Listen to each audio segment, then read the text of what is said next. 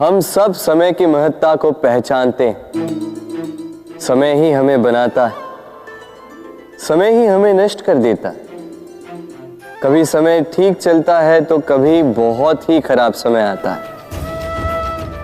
विचित्र बात यह है कि हम फिर भी समय को ही नष्ट करते हैं। स्मरण रखिएगा, समय केवल जाता है, कभी आता नहीं। इसलिए समय की प्रतीक्षा में समय व्यर्थ ना करें। जो भी करना है आज अभी इसी क्षण प्रारंभ करें। फिर चाहे वो किसी को सुख देना हो या स्वयं को बदलने का प्रयास करना हो, कुछ भी हो, विलंब ना करें, क्योंकि समय उसी का साथ देता है जो समय का सम्मान करता है। में ऐसा कौन सा भाव है जो सदैव कड़वा लगता है, किंतु अंत में यही सबसे अधिक मीठी उपलब्धि भी देता है, सबसे अधिक मीठी अनुभूति भी देता है। उत्तर मिला? नहीं? आपको एक उदाहरण देता हूं। जब सीता माता का हरण हुआ था, तब श्री राम ने प्रतीक्षा की थी 4 माह तक। वो खोजना चाहते थे, किंतु उन्होंने अपनी खोज को रोक दिया। कल्पना कीजिए कि कितनी पीड़ा उन्हें हुई होगी। वो बस प्रतीक्षा कर रहे थे। वर्षा की ऋतु थी, कई दिनों तक सूर्य का प्रकाश ही नहीं दिखा था।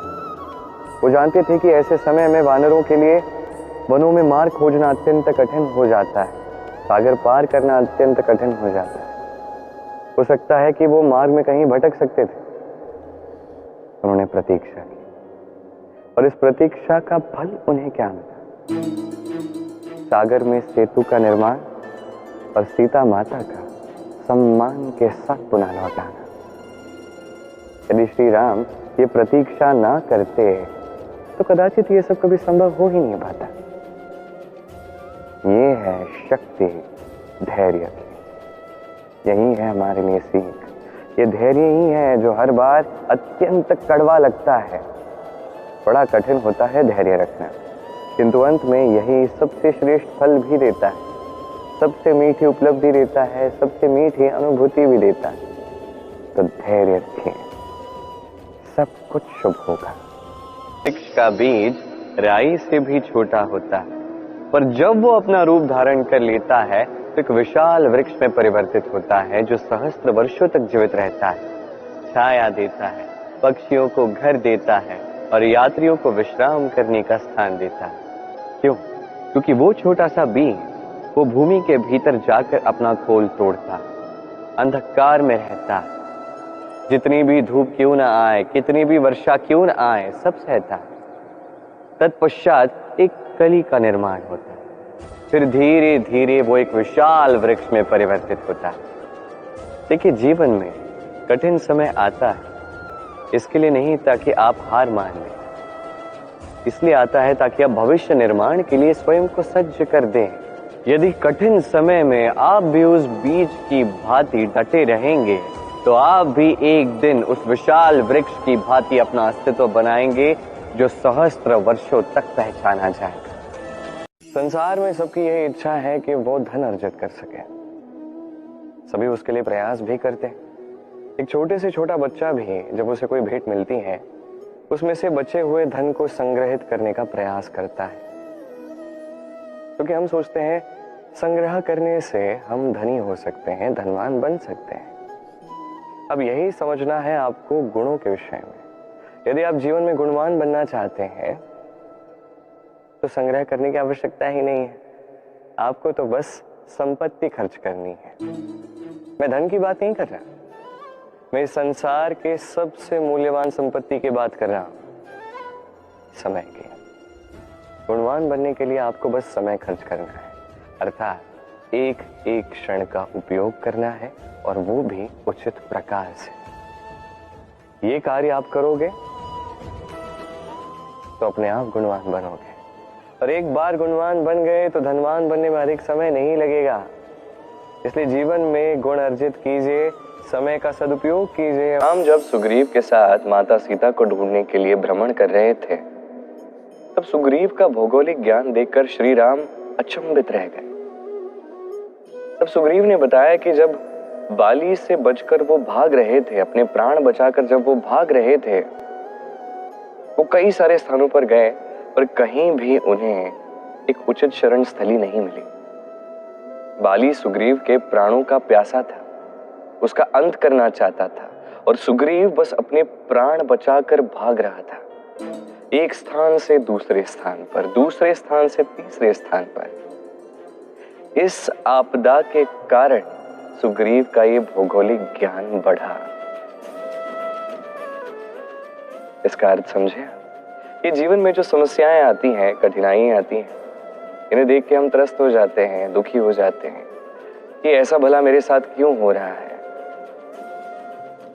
किंतु दुखी होने की आवश्यकता नहीं है, क्योंकि ये कठिनाई कुछ सिखाने के लिए ही आती है।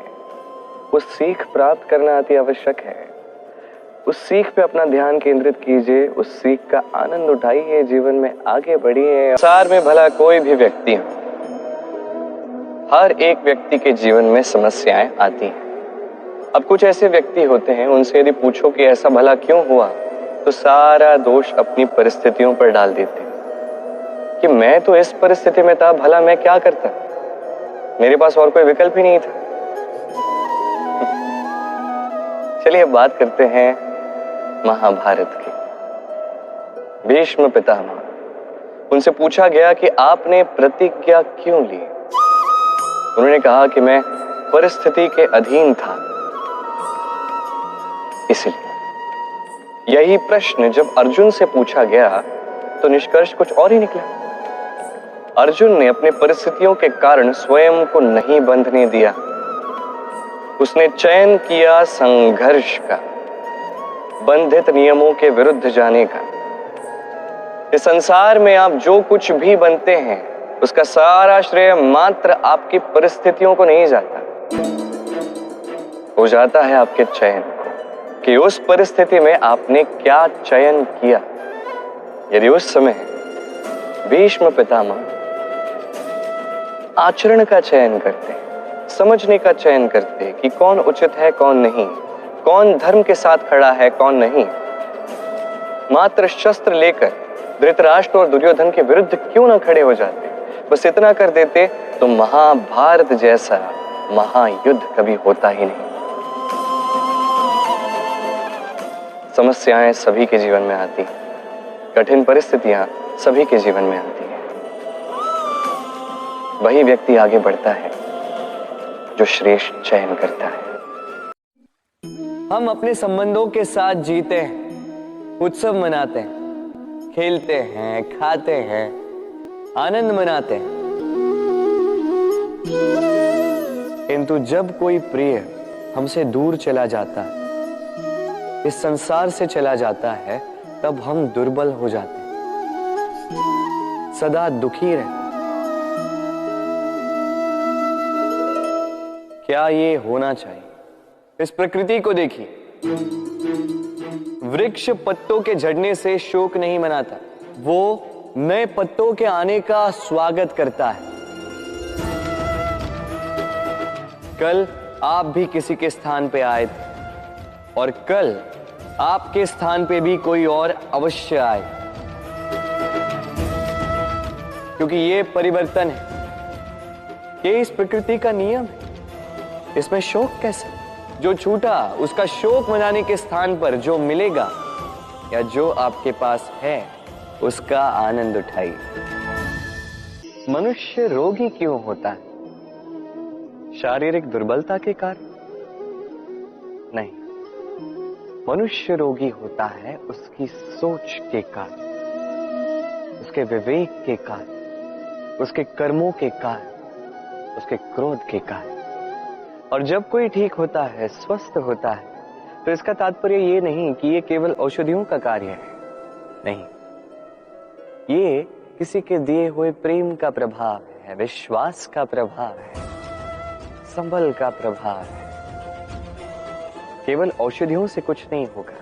यदि मन में प्रेम होगा, विवेक होगा, विश्वास होगा, संबल होगा, तभी ये औषधियां भी उपचार करती हैं। स्मरण रखिएगा, ये जीवन छोटा सा है। मन में प्रेम रखिए, मित्र बनाइए, शत्रु नहीं। प्रेम कीजिए, द्वेष नहीं। और इसी प्रेम के साथ कहिएगा राधे राधे।